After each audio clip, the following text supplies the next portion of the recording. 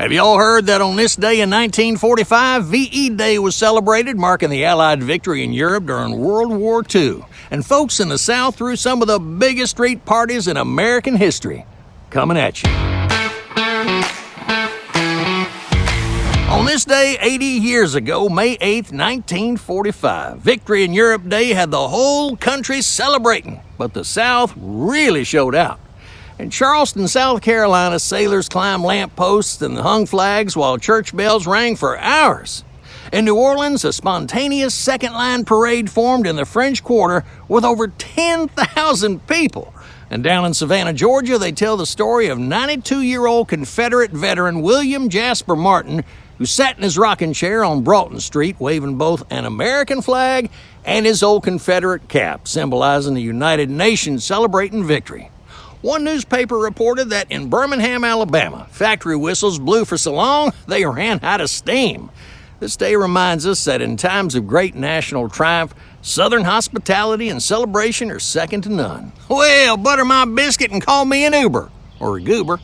Today's National Have a Coke Day. While Coca-Cola is enjoyed worldwide, it does hold a special place in Southern hearts. The first Coca-Cola bottling franchise opened in Chattanooga, Tennessee, way back in 1899. And if you've ever visited the World of Coca-Cola in Atlanta, well, you know it's practically a religious experience for Southerners.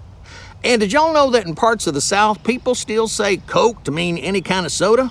What kind of Coke you want, honey? I'll have a Dr. Pepper Coke.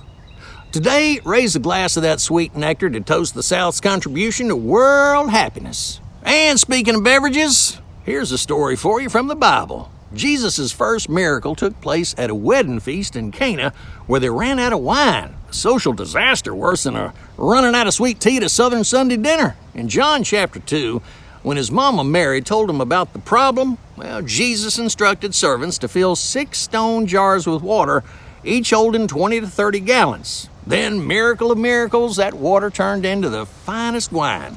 The master of ceremonies was plumb confused, saying most folks serve the good stuff first and save the cheap wine for later when folks are kind of buzzing.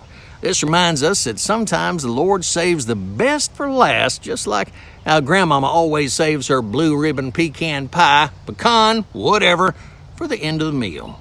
Hey y'all, Mama's Day's coming up this Sunday, and if you haven't got Mama something yet, whoo, you're in deeper trouble than a June bug in a chicken coop. The National Retail Federation says Americans will spend over $35 billion celebrating their mamas this year. Why don't mamas wear watches? Because they're always running behind. Would the mama tomato say to the baby tomato who was lagging behind? Catch up. Southern mamas don't play. They raised us right with one raised eyebrow and the threat of telling Daddy when he got home.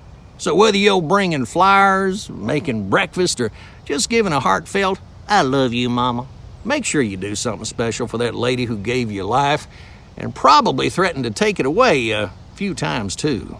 Hey, that's all for today's Have Y'all Heard, because now y'all have. Leave a comment if you're smart or smiling or hungry. Until next time, later, taters.